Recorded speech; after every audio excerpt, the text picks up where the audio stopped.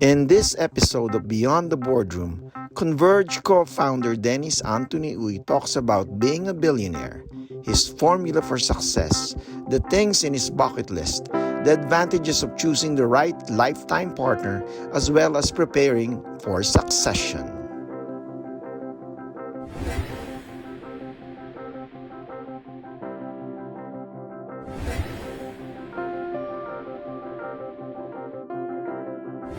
But are you living your childhood dream? Did you ever dream that one day I'll be a billionaire? Well, hindi ko naman pinagharapan yan. And ang gusto ko lang talaga yung passion in terms of technology. Gusto ko talaga updated ako lagi. No? Doon ako nag-enjoy. Money comes secondary. Nakataon nga, yung ginawa ko tama yung direction. Kaya lumaki yung pera, lumaki yung asset, lumaki yung numbers. But physically, hindi ko hawak. Baka na kay Ma'am Grace. Hindi tinawag ni Ma'am Grace. If one of these guys come to you seeking advice on how to become, not become a billionaire, but to be successful in life, what would you tell them? What's the secret behind Dennis Uy's success? You knowledgeable of what you're going to do, important. No? Like in my case, is tech. I should know the tech. No? If other people industry, they should deeper understand. To focus and do it at passion. So when you passionate, hindi ka napapagod eh. So ako nga, the whole how many decade already in terms of technology. Bago matulog, yan iniisip ko, gising ko, iniisip ko. Wala naman ako kung ano man ginagawa ko, I want to attend this technology show, I was updated. I want to do passionate about what's the new in the industry. So never put money as the main goal. Money will come later when you have a right path and have a right direction, and people will notice you, and they will put money on you. Very simple. You don't need to knock them. If they see you have a track record, you have a directions, especially in the field of this technology. Technology, everyone knows, especially in the other countries, because they have deep experience on this. What was the last country you visited for leisure? And why visit that country in the first place? Leisure is not much. Usually, I combination business and leisure. Took few days to extend to see my family, especially in my daughters in US. So when I go to US, I have few meetings, but I make sure I visited my kids. Ilan yung kids pa, sir? I have three daughters. Daughters? Yeah. Okay. What would be the advice to them? Ano na ba sila? Colleges or? All two graduated already. Okay. And they're working in US now. Mahirap nga, pinaaral mo sa magandang eskwela, hindi na uuwi mga yan eh. But my wife said, let them experience there and in due time. Wala pa mga po. Wala pa.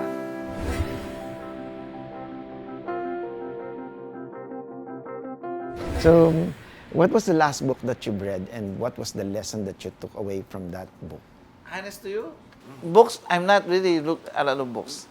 I always reading the technologies books. So, if you're talking about yung kay David Welch, no, ng transformation of technologies, he's from one of the Bell Labs in US. So, I still reading that, but yung transition, yung paano yung ginagawa yung mga future, tsaka yung how can access of the transformation of these things. Yung mga nag-i-interest ako doon sa mga books na yung binabasa ko. But in terms of technology development, yung mga doon ako nakafocus. But other books, honestly, hindi ako nagbabasa ng books. Wala na ako sa book. So, paano, sir, yun? Are you a collector of anything na hindi related sa sa trabaho mo? Is there anything that you... Usually, I love wines. So, I collect a lot of wines. So, what's your favorite year? Or do you love work? Actually, after my MWC this year, I went to Bordeaux. I went to Burgundy. So, because I have so many contacts also there. I got few good wines. Not necessarily expensive one, no? But you know the vineyard, you know, yeah. So even Napa, I went a lot, no? So you know the most expensive wine in Napa is Steaming Eagle, right? Across of the vineyard is on one of the chairman of Fidelity, and the husband wife know me very well. Every time I go there, they let us use, they let me use the backyard and everything. That wine is not expensive, $150, but they're good wines. So you need to personally go there and taste and see it.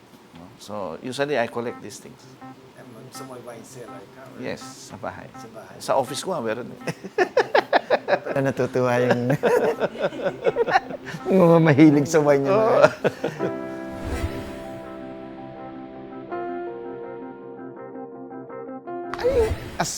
Are you a sportsman when you were young? And why, I'm just following this up, why buy a PBA team? Well, there's two things, no? One is the dream of my uncle. My uncle, Janice, yeah. He went up to Mika early 60s. Really? Yes, Janice Supermarkets and Mika team. You know who's the player? Atoyko, Gidaben.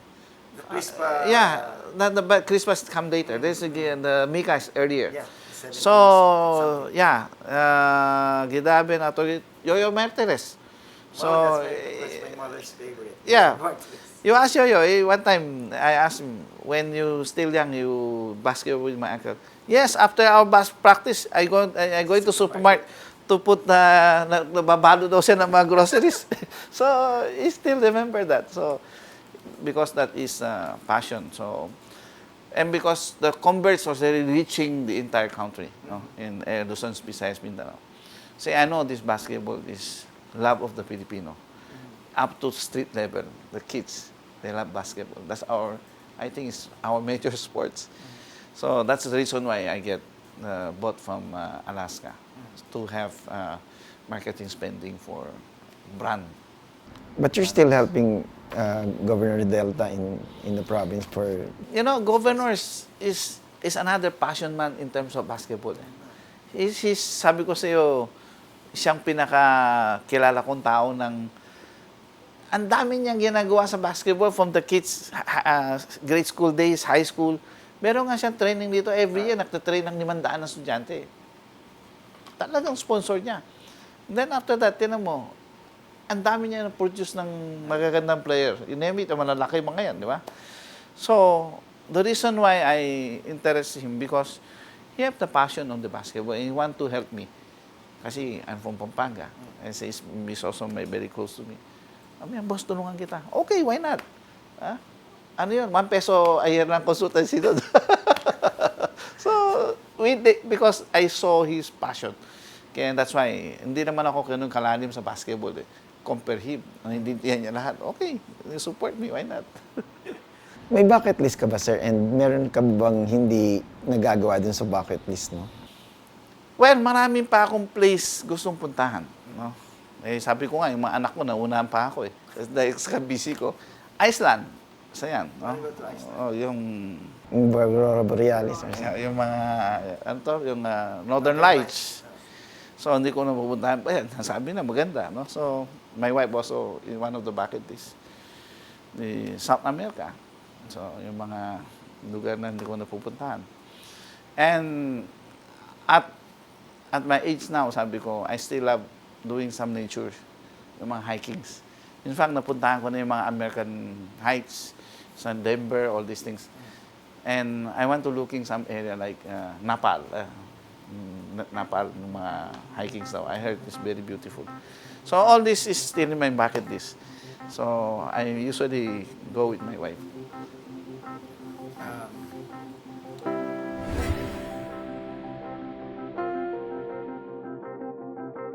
So are there any regrets in your life? And if you have to redo it, would you do things differently? May regrets ka bang? I think day one itself, yun na nga, nasa tech na ako talaga eh. So, mahilig ako sa makalikot eh. So, na-passionate din ako about this happening of digital age now, no? So, I don't think, meron na akong mga regrets ko na nadaanan ko during the middle of transition of my cable days. Pumasok ako sa food industry, hindi ko naintindihan eh. Na-wipe out lahat yun. Imagine, sabi ng asawa ko, yun naman, ipon mo, inubos mo lahat. Oh, so, at the binenta ko lahat yun, inside the clock. Pero bumalik ulit ako agad dito sa focus ko. Yan ang sinasabi ko, if you're not knowledgeable in the industry, huwag mo hawakan. Kaya nakita mo, how many decades, dito lang ako sa sector na to. Adjacent or yung nearby, but not totally unique on this, knowledgeable. Mahirap. Meron yung adjacent niya para hindi siya lumalayo. So, who is the biggest influence in your life? You know, ever since, kaya ako naging entrepreneur, natutuwa ako sa uncle ko, di ba? Doon naman ako, pinag-aral niya ako. Siya, lagi naman ako dinilecturean niya kung kung nakakabali ako, napapagalitan ako. So, tendency, nakita ko yung path niya is also like me, came here, nothing at all. And yung nakita mo na build niya yung empire niya, no? And naging matulungin din siya dito sa lugar na to. So, nakita ko naman yung he well respect in Kapampangan. Kaya sabi ko, kung dito ka sa Pampanga, pag sinabi mo Janice during our time, hindi ka taga dito kung hindi mo kilala yan. Sigurado, kung nasa mo si Uncle Johnny, tuwan-tuwa siya ngayon. Yeah. Mas malaki ka na ngayon sa kanya. Do you have any comfort food? Anything that you go to pagka medyo? You know, lumaki ako dito, sa Pampanga, no? You know, our food is the best here, no? So, kung makikita mo, papakainin ako sa mga 5-star hotel, sa mga ibang abroad, maalis ako eh. Hindi ako comfortable kumain sa mga high-end ng mga 5-star, yung mga seating ganito. Mas comfortable ba ako sa local foods? Like what? Anong paborito mo? Dito, meron na akong kakagat na kambing. Kita mo? Tapos, etong huli pumunta kami ng Cebu. Sabi ko kay Karen, make sure, sabi mo, paglutuin din ako ng babakwa, ha? Make sure na meron ako native chicken. Yung native kasi matamis eh. So, yan ang mga tinitingnan ko pagkain. Hindi naman ako masyadong fancy things.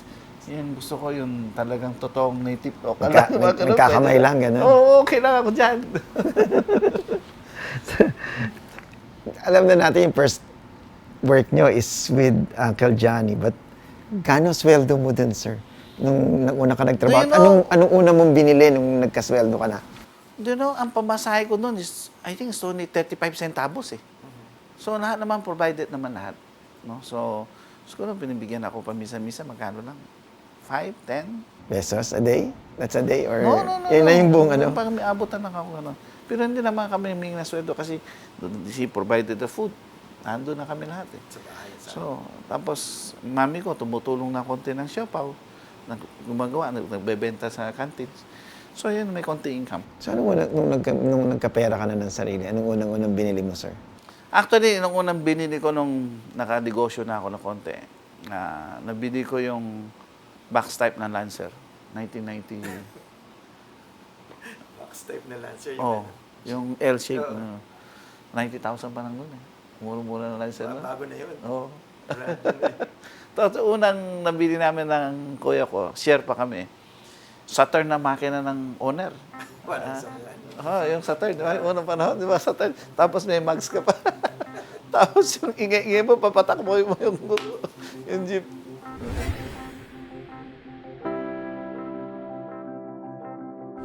Nakalagay kasi dun sa lagi, hindi ka founder eh. You're a co-founder of kakabit nun si Ma'am Grace. So what's the advice?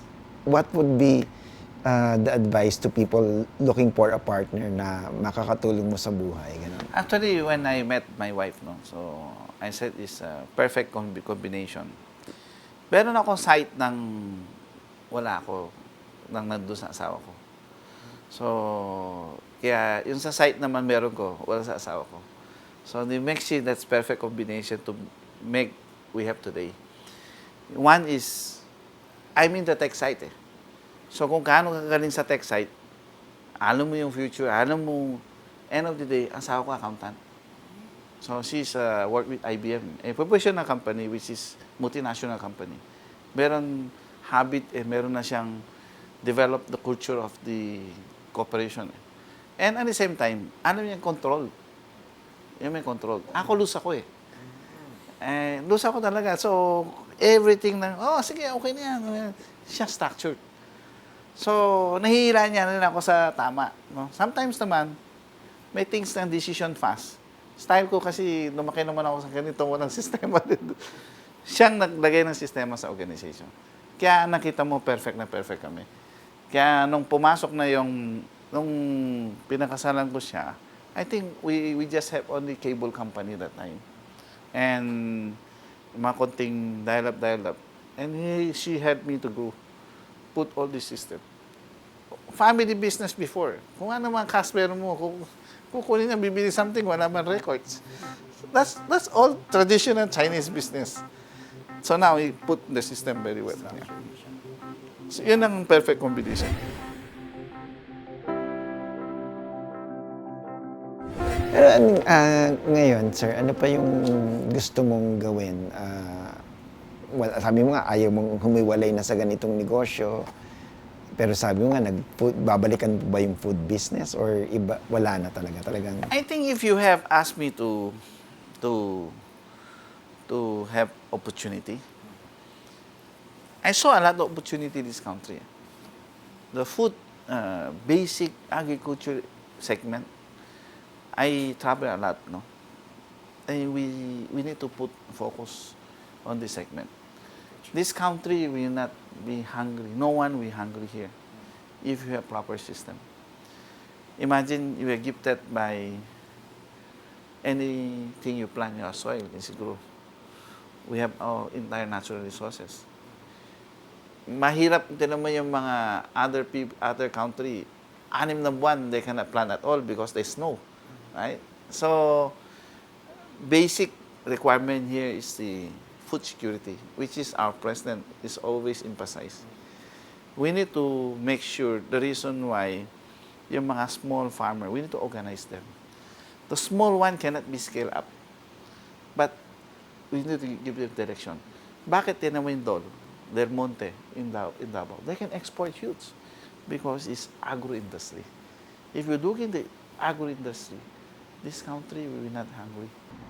But you're looking in that direction or no? If I have opportunity, I will. But sana.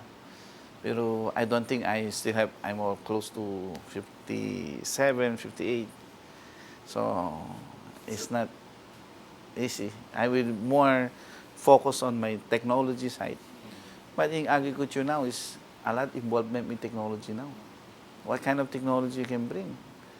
Israel nga, on top of the rock, nabubuhay yung mga fruit trees nila. Taiwan, you saw a lot of new technologies. You mentioned, sir, your age, 57 now. In 3 years, you'll be a senior citizen. Yes. But you're not, no plans of retiring by then. I think I'm slowly now a bit. Slowing down? I'm going to slow down a bit because the whole my life is already, maybe I just have put some succession, put some directions, and invest in the right industry can help our economy. Okay. So at this early stage, you're already thinking of a succession plan for your business. So mag-enjoy ka na pagdating ka ng senior citizen ka na. I think baka light lang konti. Light lang. So walang retirement. Kung magre-retire, mamaya maaga ako mag-Alzheimer, mas mahirap. Wala ka na ginagawa. Sige, sir. Thank you sa oras nyo, and hopefully this won't be the last time that we will talk to you. And maybe with new ventures na. Thank you. Thank you, Eric. Thank you. Again, I am your host, Chris Larano. If you enjoyed this series, please subscribe, leave a comment, and hit the notification bell so you could be updated on what is new on this channel. Thank you for watching.